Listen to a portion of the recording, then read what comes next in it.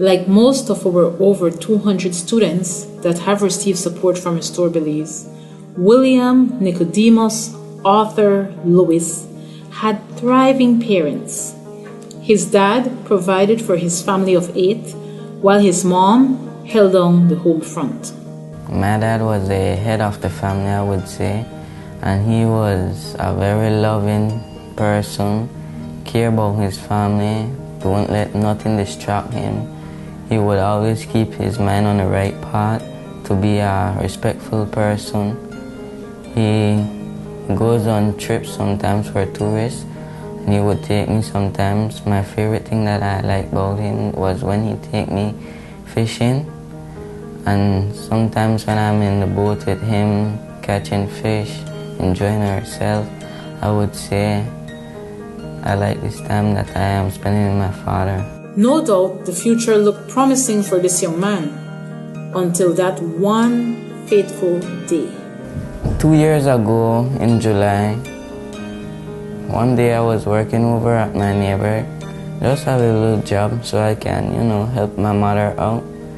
And I was working, my father was over there watching boxing, he and my grandma.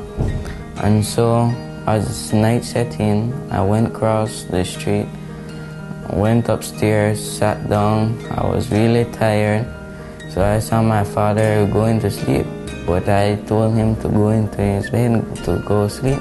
But he said no, he's watching boxing. And so I sat down in the chair, and I was very tired, so my eyes was closing slowly. And all of a sudden I just hear something collapse. And when I opened my eyes, I saw my father down on the ground.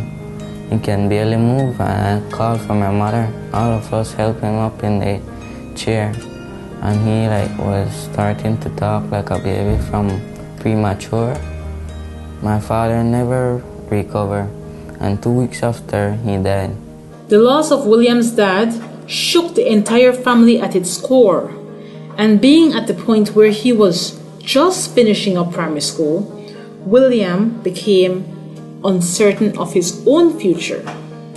Well, I would say when my father died, I felt very angry, stressed out because he's not there. He was always the head of the family, working hard, putting food on the table. Now that he is gone, only my mother is there to help us, and she is struggling because she is a single mom. And sometimes we don't have anything to eat. And so I felt bad. I always watch my little brothers and there, so I would try to get up and go find some money and buy something to let them eat, so they don't have to worry about anything else. And so in school now, when my father died, I felt bad, so I started to drop back. I didn't know what was happening, so that day, the first day I went to school, I went home back. I went into my room and started to cry. I felt bad that I am dropping back. And out of sheer need, the family approached Restore Belize for assistance, and a search for his mentor ensued. When Restore Belize approached me if I would sponsor a child and become a mentor, I wasn't sure if I had the time to do that. I travel a lot and I didn't know if this was the right thing or not. But in my heart, I always want to do good. And with that commitment to do good, William was attached to our mentorship program. To someone who, back in time, didn't even know Belize existed. I lived in New York for 42 years. I was in the garment business. I never heard about Belize at all in my whole life. I had a salesman that worked for me that told me about this beautiful woman that worked for a company that I was selling that I didn't even know about. And he said, you have to go up and meet this woman, it's beautiful. So I ended up, make long story short, I took a walk up and peeked in. I said, oh boy, I see this gorgeous woman. So how did he come to our shores? Yes, love brought him here. My in-laws were involved in the cable industry on the south side of the city. On the north side, there was really no cable, kind of. There was a competitor, and my father-in-law was involved company went into receivership, and my wife wanted me to get involved with cable on the north side of Belize, and I wanted no part of it. I said, this is not for me. Anyway, she talked me into purchasing this company on the north side. It was very difficult. I was in the country 10 days and laid this whole big bomb on me, and I said, I have to make this thing work. I did get involved with the Salvation Army. I joined myself on the board in 1997. Okay, so I've been on there almost 18 years.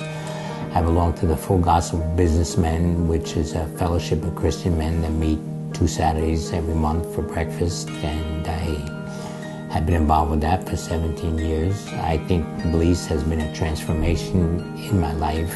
He would do something that a father would do, like encourage me, like making me go far in school, make sure I'm passing.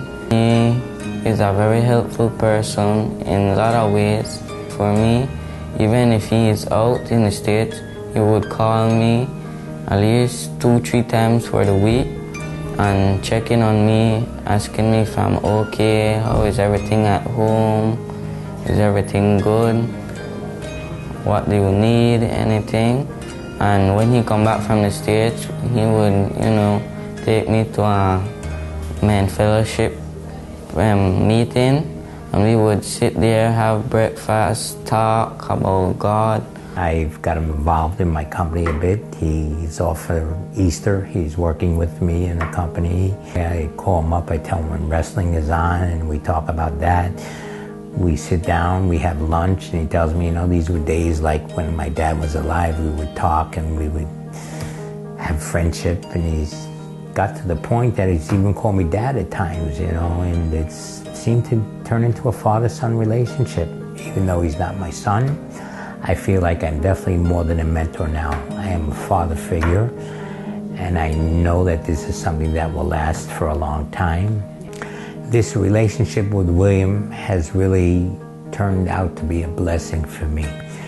To know that I could give something from the inner me that somebody could appreciate and make somebody a better person. I'm not just a mentor. I think I'm a father figure. I'm a friend. I'm a whole circle of things with this young man.